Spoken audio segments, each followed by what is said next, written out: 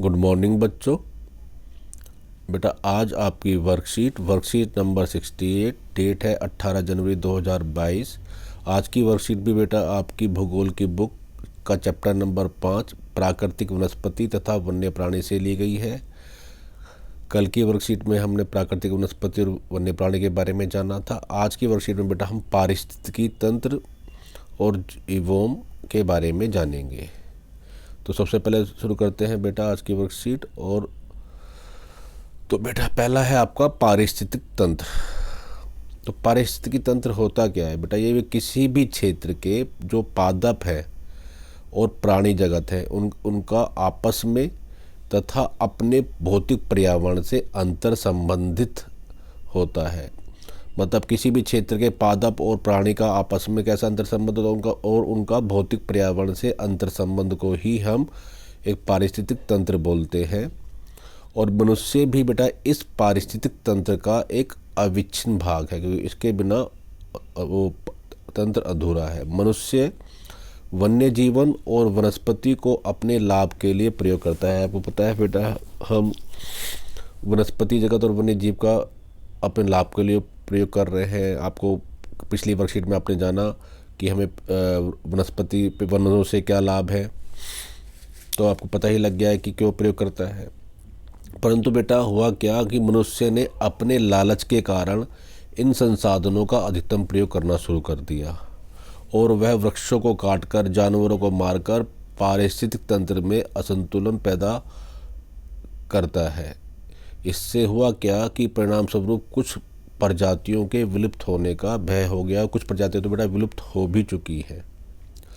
अब बात करते हैं बेटा जीवोम की। जीवोम क्या है? जीवोम बेटा धरातल पर एक विशिष्ट प्रकार की वनस्पति या प्राणी जीवन वाले पारिस्थितिक तंत्र को जीवोम कहते हैं।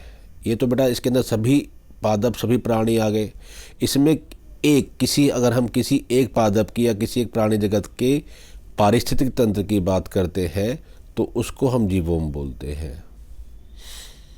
इसके बाद बेटा आपका आता है पारिस्थितिक तंत्र का संरक्षण क्यों जरूरी है। तो बेटा प्रत्येक प्रजाति का पारिस्थितिक तंत्र में योगदान है।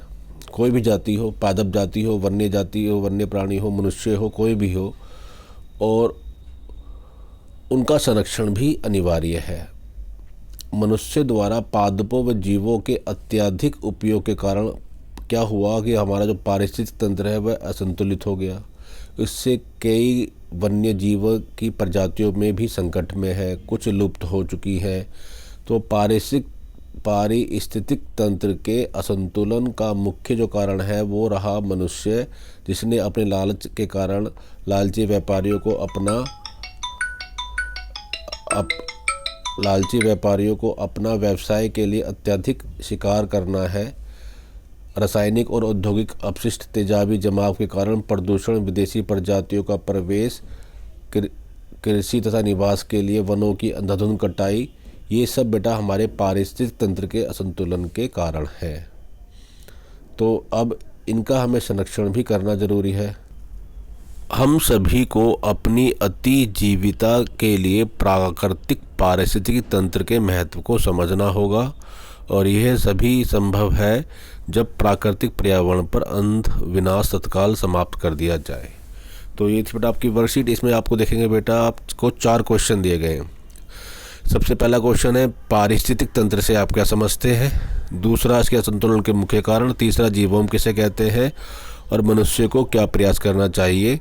ये आप बेटा सारा वर्कशीट में अगर आप देखेंगे तो ऊपर आपको सारा कुछ वर्कशीट के अंदर दिया गया है। ये सब आपको ऊपर दिया हुआ है। फिर भी देखते हैं पहला क्वेश्चन हमारा क्या है। पहला क्वेश्चन था पारिस्थितिक तंत्र से आप क्या समझते हैं। तो बेटा बता दें किसी भी क्षेत्र के पादप तथा प्राणी आपस में तथा अपने भौतिक पर्यावरण से अंतर संबंधित होते हैं और वह एक पारिस्थितिक तंत्र का निर्माण करते हैं। दूसरा क्वेश्चन है असंतुलन के मुख्य कारण क्या है। असंतुलन का मुख्य कारण बेटा मनुष्य है, क्योंकि मनुष्य ने वन्य जीवन और वनस्पति का अपने लाभ के लिए प्रयोग करता है और उसने अपने लालच के कारण इन संसाधनों का अधिकतम प्रयोग करना शुरू किया, जिससे वह वृक्षों को काटकर जानवरों को मारकर उसने इस पारिस्थितिक तंत्र में असंतुलन पैदा किया। अगला आता है बेटा आपका जीवोम किसे कहते हैं। तो मैंने आपको बताया था बेटा कि एक विशिष्ट प्रकार की पादप या वन्य जाति का पारिस्थितिकी तंत्र ही जीवोम कहलाता है। अगला कि हमें क्या प्रयास करने चाहिए बेटा। इसके लिए प्रयास हमें खुद स्वयं करने चाहिए और सरकार को भी करने चाहिए, क्योंकि प्रत्येक प्रजाति का पारिस्थितिक तंत्र में योगदान है, तो इसके संरक्षण अनिवार्य है। प्रत्येक मनुष्य को इसका महत्व समझना चाहिए। सरकार का भी पहला कर्तव्य है कि वह जो वन्य जीवन सुरक्षा अधिनियम है उसको अधिक प्रभावी बनाए, और सरकार को रासायनिक और औद्योगिक कचरे, रसायन जमाव के कारण होने वाले प्रदूषण को भी रोकना चाहिए। तो यह थी बेटा आज आपकी वर्कशीट, इसको समझिए, करिए। धन्यवाद।